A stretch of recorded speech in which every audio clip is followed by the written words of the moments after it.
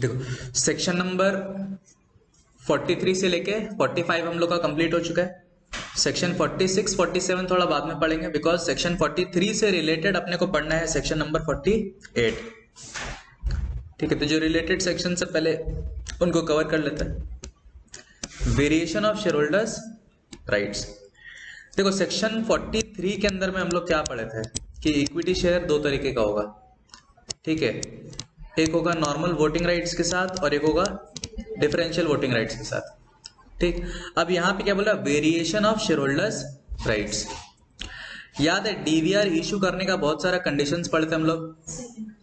ठीक, बहुत सारे कंडीशंस पढ़े थे कि आपके ऑर्डिनरी रेजोल्यूशन पास करना पड़ेगा, वो 74% का कोई क्राइटेरिया था, फिर सब्सिस्टिंग डिफॉल्ट नहीं होना चाहिए, या फिर 5 इयर्स का वो डिफॉल्ट वाला क्राइटेरिया था, या फिर कोई कोर्ट या ट्राइब्यूनल का पेनल्टी नहीं होना चाहिए। ऐसा बहुत सारा चीज पढ़ते हम लोग सेक्शन 43 में। वो किसके लिए था, वो वेरिएशन के लिए था या इशुएंस के लिए था?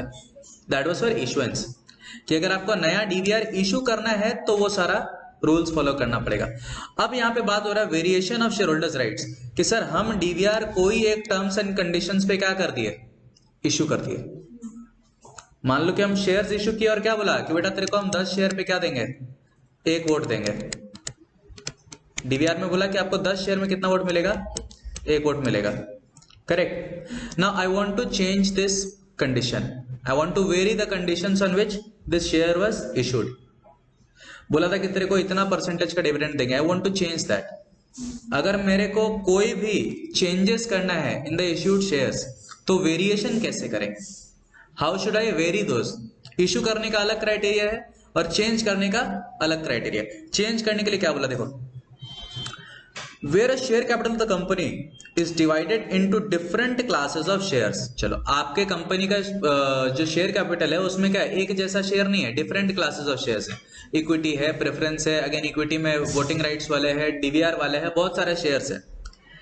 And the rights attached to the shares of any class may be varied with the consent in writing of the holders of not less than 3/4 of the issued shares of that class। क्या बोल रहे कि आप उसके rights को क्या कर सकते हैं, चेंज कर सकते हैं, बट उसके लिए क्या करना पड़ेगा, कंसेंट लेना पड़ेगा in writing. You need to obtain written consent. ठीक है, नो रिटन कंसेंट कितने लोगों का लेना होगा, at least 3/4 of the issued shares of that class. मतलब दैट क्लास मतलब सर आप डीवीआर वालों में चेंज करना चाहते हैं ना, आप वेरिएशन कहां लाना चाहते हैं, डीवीआर में। तो जितने रुपए का डीवीआर आपने इशू किया है मिनिमम उसका 3/4 वैल्यू का आप क्या कर लो, रिटन कंसेंट ले लो कि भाई हम तुम्हारे शेयर्स में ये बदलाव लाना चाहते हैं, क्या आपको एक्सेप्टेबल है या नहीं है। समझ में आया? या एक काम करो, अगर आप रिटन कंसेंट नहीं लेना चाहते हैं तो उनका एक मीटिंग बुला लो और मीटिंग बुला करके क्या पास कर लो, और bye means of a special resolution passed at a separate meeting of the holders of issued shares of that class। कोई दिक्कत? मान लो कि कंपनी ये डीवीआर वालों को क्या बोलता है, बेटा हम तेरे को 10 शेयर में 1 वोट नहीं देंगे, हम तेरे को अब 5 शेयर पे 1 वोट देना चाहता है। जब इशू किया था तब क्या बोला था कि 10 शेयर में 1 वोट मिलेगा। Now I want to change the conditions, I want to provide you 1 vote on every 5 shares. तो हम क्या ये नॉर्मल वोटिंग राइट्स वाले का मीटिंग बुलाएंगे या ये डीवीआर वालों को बुलाएंगे? बोले कि जिनमें आप बदलाव लाना चाहते हैं आप उसका कंसेंट लीजिए, कितने का, मिनिमम 3/4। या एक काम करिए, रिटर्न कंसेंट नहीं लेना है तो मीटिंग बुला लीजिए, मीटिंग बुला करके क्या कर लीजिए, स्पेशल रेजोल्यूशन पास कर लीजिए। स्पेशल रेजोल्यूशन का मतलब भी क्या होता है, 3/4। तो सिंपल सा क्या है कि आपको 3/4 तो लोगों का परमिशन चाहिए। ठीक है, या आप रिटर्न कंसेंट ले लो या मीटिंग बुला लो, कोई फर्क नहीं पड़ता। अब नीचे और एक बात लिखा कि सर ये वेरिएशन करने के लिए कोई कंडीशन है क्या, बोला कंडीशन है if provision with respect to such variation is contained in the memorandum और आर्टिकल्स ऑफ द कंपनी। अच्छा, आप अपनी मर्जी से ऐसे ही वेरिएशन नहीं कर सकते।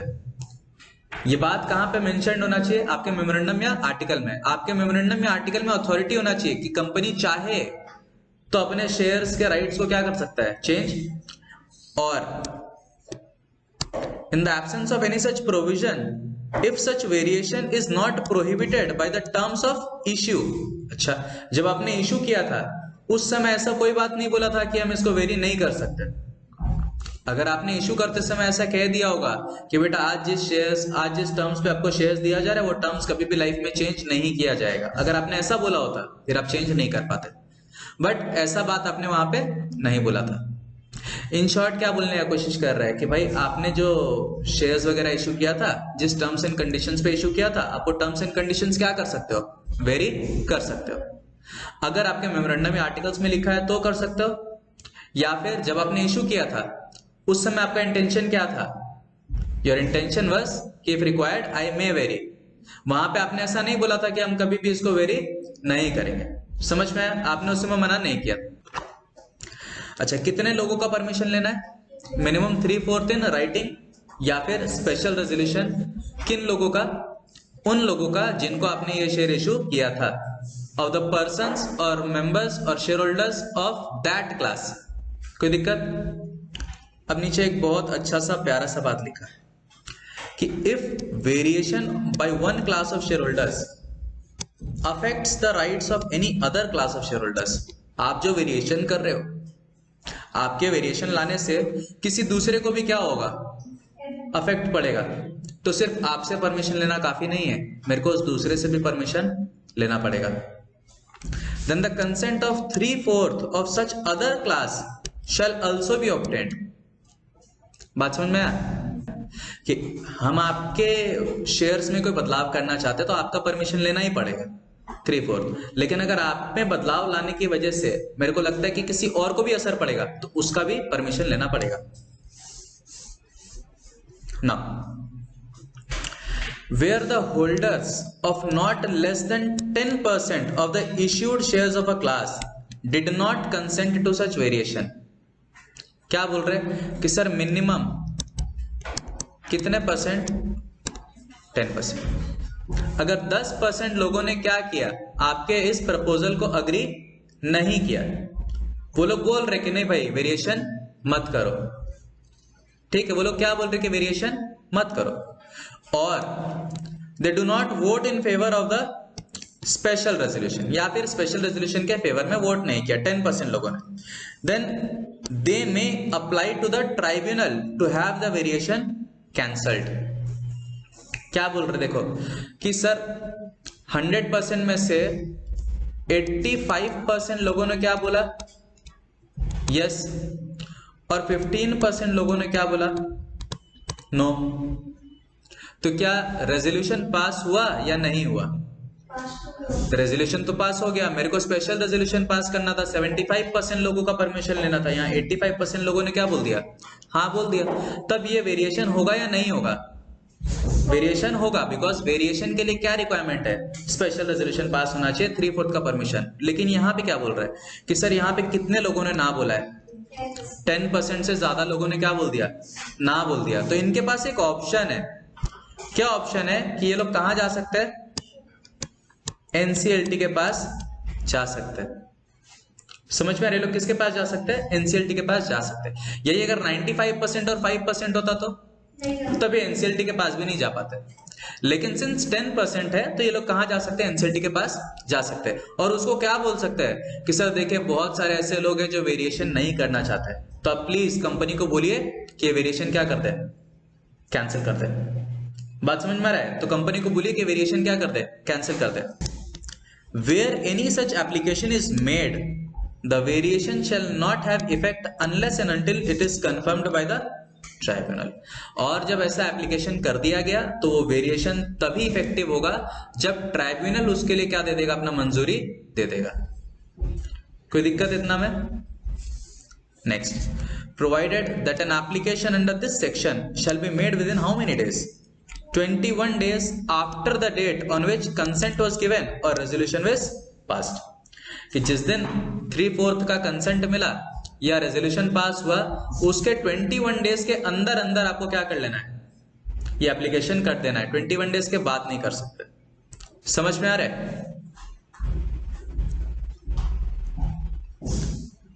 कोई दिक्कत इसमें?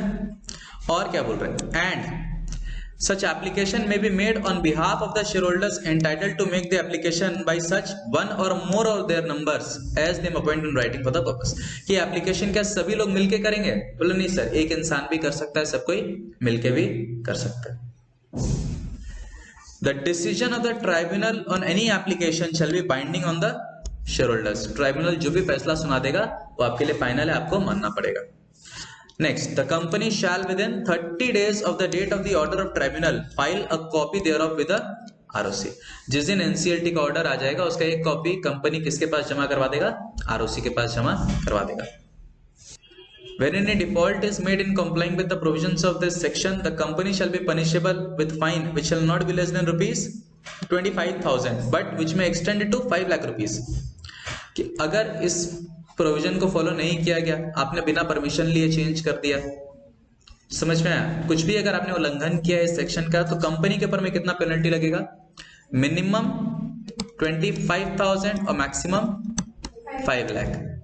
And every officer of the company who is in default, अभी कंपनी का हाथ पैर तो है नहीं, काम किसने गलत तरीके से किया होगा? कंपनी के ऑफिसर्स ने.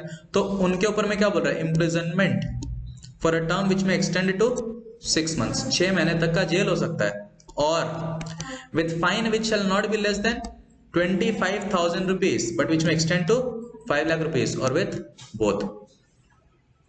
बात समझ में आया? कि सर कंपनी के ऊपर में क्या होगा? 25,000 से 5 लाख और ऑफिसर्स इन डिफॉल्ट उनके ऊपर क्या होगा?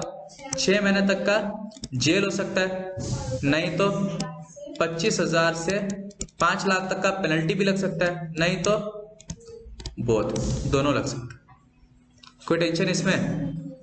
एक बार फटाफट से ना इसको रिवीजन मार देते हैं कि सर जब एक कंपनी के पास बहुत सारे तरीके के क्या होंगे? शेयर्स होंगे, और कंपनी किसी एक तरीके के शेयर्स में क्या करना चाहता है? वेरिएशन करना चाहता है. तो वेरिएशन करने के लिए रिक्वायरमेंट क्या है? कि सर आप जिस तरीके के शेयर्स में वेरिएशन लाना चाहते हो आपको उस पर्टिकुलर कैटेगरी के लोगों से क्या लेना पड़ेगा? परमिशन या कंसेंट लेना पड़ेगा इन राइटिंग. ठीक, कितने लोगों का? मिनिमम 3/4. या आप एक काम करो, मीटिंग बुला लो, मीटिंग बुला के रेजोल्यूशन पास कर लो. कैसा? Special resolution. कोई टेंशन इसमें? अब क्या बोल रहे हैं कि ये काम आप तब कर पाओगे जब या तो आपके मेमोरेंडम और आर्टिकल में परमिशन हो, या फिर जब आपने ये इशू किया था, इशू करते समय आपने क्या बोला था कि हम चाहे तो बाद में चेंजेस ला सकते हैं. आपने उस समय मना नहीं किया था. आपका जो शेयर्स का इशूइंग टर्म्स एंड कंडीशंस है उसमें आपने प्रोहिबिशन नहीं लगाया था कि फ्यूचर में इसको चेंज नहीं किया जा सकता है. करेक्ट. फिर बोल रहे कि अगर आपके वेरिएशन लाने से किसी और तरीके के, किसी और कैटेगरी के, किसी और क्लास के शेयर्स में क्या आ रहा है? अफेक्ट आ रहा है, तो उनका भी 3/4 का परमिशन लेना पड़ेगा. अब अगर कम से कम 10% लोग या तो अगेंस्ट में थे या उन्होंने वोट नहीं किया फेवर में, क्लियर, तो वो लोग कहां जा सकते हैं? एनसीएलटी के पास जा सकते हैं और बोल सकते हैं कि सर प्लीज ये वेरिएशन क्या करवा दीजिए, कैंसिल करा दीजिए, हम लोग के साथ बहुत बुरा हुआ है. अब ये वेरिएशन तब तक इफेक्टिव नहीं होगा जब तक कि किसने ना बोल दिया हो, एनसीएलटी ने कंफर्म नहीं कर दिया, तब तक ये इफेक्टिव नहीं हो सकता. Clear? Now this application has to be made within how many days? 21 days. कोई दिक्कत किस दिन से? बोलो सर जिस दिन कंसेंट मिला, नहीं तो जिस दिन रेजोल्यूशन पास हुआ. कोई दिक्कत? कितने लोग करेंगे ये एप्लीकेशन? सर कोई एक भी कर सकता है, बहुत सारे लोग मिलके भी कर सकते हैं. ट्राइब्यूनल ने जो भी फैसला दिया वो क्या होगा? It shall be binding, it shall be final. हर किसी को वो फैसला मानना पड़ेगा. प्लस जिस दिन ट्राइब्यूनल ने अपना फैसला सुनाया, कंपनी उसके ऑर्डर का एक कॉपी कहां पे भेज देगा? आरओसी के पास भेज देगा विद इन 30 days. अगर सेक्शन 48 का उल्लंघन हुआ, किसी ने पालन नहीं किया सेक्शन का, तो क्या होगा? कंपनी के ऊपर पेनल्टी लगेगा, फाइन लगेगा 25,000 से 5 लाख का. और every officer in default shall be liable to imprisonment up to 6 months, नहीं तो 25,000 से 5 लाख का फाइन, नहीं तो बोथ.